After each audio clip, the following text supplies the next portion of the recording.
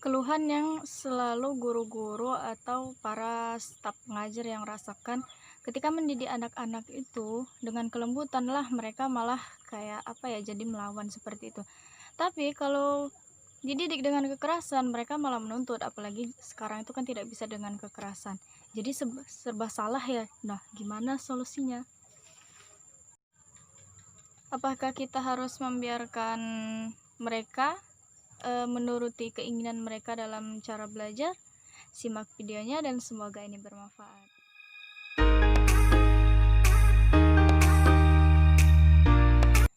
Assalamualaikum warahmatullahi wabarakatuh. Kembali lagi di channel aku ya, Bawi Rajayanti.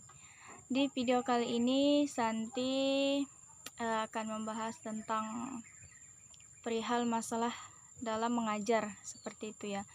Menyikapi murid-murid waktu proses belajar mengajar, karena ini juga banyak dirasakan para guru-guru seperti itu ya. Dan semoga ini bermanfaat. Ini pengalaman Santi selama setahun mengajar mengabdi di pondok pesantren Santi sendiri. Dan kayaknya ini penting seperti itu dalam kelancaran proses belajar mengajar. Karena kan kalau sekarang itu guru ini serba salah ya, kalau saya bilang.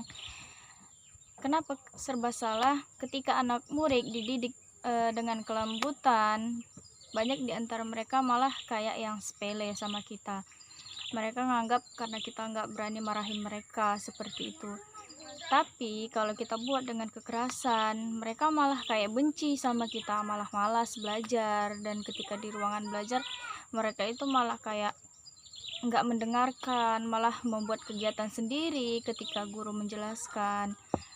Dan juga salah satu menjadi faktor yang membuat kita agak sulit seperti itu ya, mendidik anak-anak. Karena sekarang ini kan apabila terjadi kekerasan sedikit saja, orang tua sudah tidak terima seperti itu. Sebenarnya agar mereka lebih serius lagi dalam belajar. Dan bahkan para staf pengajar yang sudah sarjana sekalipun, itu masih kayak kebingungan menghadapi murid-murid yang super sulit lah untuk diatur seperti itu. Mereka bingung, ini anak mau diapakan, dilembuti malah mereka kayak ngelawan, dikasari mereka malah benci dengan kita seperti itu. Nah, jadi di sini Santi tidak berniat seperti menggurui, karena kan lebih banyak lagi guru-guru di luaran sana yang udah lebih berpengalaman, udah sarjana juga, ilmunya lebih banyak lagi dari Santi. Santi hanya membagi pengetahuan Santi dan semoga ini bermanfaat, bisa diterapkan ketika proses mengajar dan membuat ruangan itu lebih enak lagi lah ketika berlangsungnya proses pembelajaran tersebut. Jadi Santi akan bercerita dan berbagi pengalaman Santi pribadi ketika Santi ngajar di pondok itu. Di antara 12 kelas, dari mulai kelas 1 SMP sampai kelas 3 SMA-nya itu ada 12 kelas ya kalau nggak salah. Dan di antara semua itu ada satu kelas yang terkenal paling bandel luar biasa. Sampai bahkan hampir semua guru, bahkan kalau kita di pondok bilang guru tua, maksudnya yang udah sarjana dan berumah tangga, itu kayak mereka ngeluh menghadapi murid-murid tersebut. Dan alhamdulillah Santi pribadi setiap kali kayak ada les yang kosong, di kelas mereka itu kan selalu Santi yang gantiin gitu dah. Dan alhamdulillah mereka nggak pernah ngelawan seperti itu, apa yang Santi suruh mereka nurut. Ketika belajar ya belajar, setelah itu kalau memang mau cerita, bercanda dan lainnya itu bebas, yang intinya harus ada belajar terlebih dahulu. Dan alhamdulillah mereka tuh selalu dengerin seperti itu. Nah, kuncinya di mana? Setelah Santi pelajari, Santi dengerin keluhan-keluhan mereka, ternyata kita nggak bisa dengan kekerasan memang sama mereka, tapi bukan berarti juga harus lembut. Intinya hanya tegas seperti itu saja, dan kita bisa mencari kalimat-kalimat yang menyentuh hati mereka dan logika bagi mereka. Insya Allah mereka akan dengerin kita. Karena memang setelah Santi perhatikan seperti itu ya, dari guru-guru yang lainnya, ketika anak-anak itu berbuat salah dan diberi tindakan yang mungkin agak kasar seperti itu ya, mereka malah kayak jadi merasa tersudutkan seperti itu. Apalagi sampai kita katakan udah bodoh, nggak mau belajar, itu mereka jadi kayak berkecil hati. Nah, mereka merasa kayak direndahkan. Jadi mereka yang kayak ini guru gini banget gitu kan. Omongan kita itu kan, kita ini kan seorang guru, jadi kita harus bisa memilih kata-kata yang benar seperti itu. Jangan sampai membuat mereka merasa tersudutkan atau dijatuhkan. Mereka bakalan malah benci sama kita. Mereka merasa kayak mentang guru gitu. Percaya atau tidak, ketika seorang murid berbuat kesalahan dan kita beri tindakan mungkin dengan kata-kata kita yang agak sedikit kasar, kemudian nada bicara kita yang tinggi, dan atau kita memukul fisik seperti itu walaupun tidak kuat dan sejenisnya, yang dia bisa dibilang kategori pendidikan yang kita mendidik mereka dengan cara yang agak kasar seperti itu ya. Memang mereka diam, tapi pasti mereka bakalan melawan dengan kita. Melawan mungkin tidak di depan kita seperti itu, di belakang kita. Otomatis kita sendiri sebagai seorang guru paham, guru yang mungkin bagi mereka terlalu tegas, mereka bukan malah menghargai guru tersebut seperti itu ya, tapi di belakang kita mereka malah bisa jadi mereka mengata-ngatai kita. Hukuman tersebut bukan menimbulkan efek jera, malah mereka kayak yang tidak lagi menghargai kita seperti itu. Di depan kita mereka diam, tapi di belakang kita mereka mengata-ngatai kita. Bahkan mungkin mereka menyebut kita dengan kata-kata yang kasar seperti itu. Dan kedepannya dia malah mengulangi kesalahannya lagi, tidak ada efek jeranya. Satu pesannya buat para guru dan staf pengajar, ketika seorang anak berbuat kesalahan, jangan pernah keluarkan kata-kata yang itu akan membuat dia merasa tersudutkan.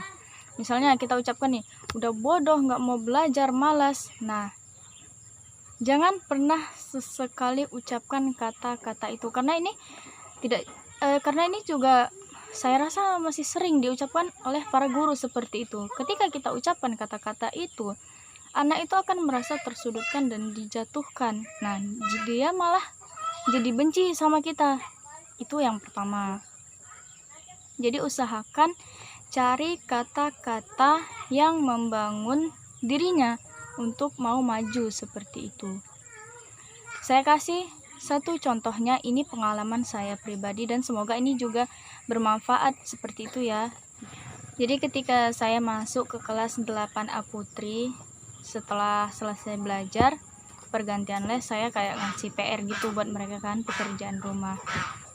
Lalu 4 hari kemudian saya masuk di kelasnya mereka lagi seperti itu ya, di pelajaran yang sama. Waktu itu saya ngajar nahu. Dan setelah itu saya minta mereka semua untuk mengumpulkan tugas yang saya beri tadi. Setelah semua udah ngumpulin tugasnya kan, itu jawabannya Santi periksa satu persatu seperti itu ya. Dan Santi temui ada 6 orang yang jawabannya itu sama seperti itu. Nah, alias mereka itu nyontek, teman-teman. Dan setelah itu udah selesai dikoreksi dan dinilai, Ana bagiin tuh satu-satu kan buku mereka, buku tugasnya. Dan setelah itu yang 6 orang ini nggak Ana bagiin seperti itu. Jadi mereka yang berenam ini Ana panggil ke depan, suruh berdiri. Ana tanyain siapa yang sebenarnya nyontek. Mereka awalnya kayak udur-uduran gitu kan, udur-uduran. Dan terakhir Ana tanya, siapa yang ngasih contekan seperti itu? Dan akhirnya ngaku salah satunya. Jadi ini sebenarnya jawaban kamu, Ana bilang gitu kan. Iya Ustazah, ini jawaban Ana. Jadi yang 5 lagi nyontek sama kamu. Iya Ustazah, mereka nyontek sama Ana seperti itu. Dan setelah itu Ana nasihatin mereka, bagi yang ngasih contekan itu sama aja berarti kamu membiarkan teman-teman kamu dalam kebodohan. Ana bilang seperti itu kan. Yang dibolehkan itu memberitahu caranya dan jalannya, bukan memberi jawabannya. Dan yang untuk kamu yang nyontek, percuma di buku kamu nilainya 100 kalau bukan hasil kerja kamu sendiri. Toh yang di buku itu nilai 100 itu pun nilai orang lain, bukan nilai kamu. Kamu cuman ngotor-ngotori buku kamu aja. Ana bilang seperti itu. Karena Ana memang lebih Santi gitu ya. Selama mengajar, Santi itu lebih suka sama anak-anak yang nilainya itu mungkin cuman 20, 2,5 bahkan 10, tapi itu hasil pemikiran mereka sendiri seperti itu. Jadi mereka ada usaha. Mereka tahu seperti itu kan. Jadi Ana bilang, percuma nilai kamu selalu bagus, tapi kalau itu hasil contekan, nah nyatanya nilai 100 di buku kamu itu punya orang, itu hasil pemikiran orang, kan sayang. Toh ketika kamu ditanya, kamu nggak tahu apa-apa, seperti itu. Mau sampai kapan kamu bergantung sama orang? Kalau iya teman kamu ini selamanya ada sama kamu, jadi kamu bisa terus minta bantuan dia. Lah, ketika setelah kamu nanti tamat masa SMP ini dan ternyata teman kamu yang sering kamu contek jawabannya nggak sekolah di sini lagi, dia sekolah keluar, lah kamu bisa apa? Seperti itu Ana bilang kan, kamu yang nggak tahu apa-apa karena selama ini kamu nggak pernah usaha, kamu cuman nyontek jawaban dari orang lain. Ana bilang seperti itu. Jadi itu ya intinya juga buat para pelajar yang mungkin ada nonton video ini pesan saya dan ini sangat penting buat kamu.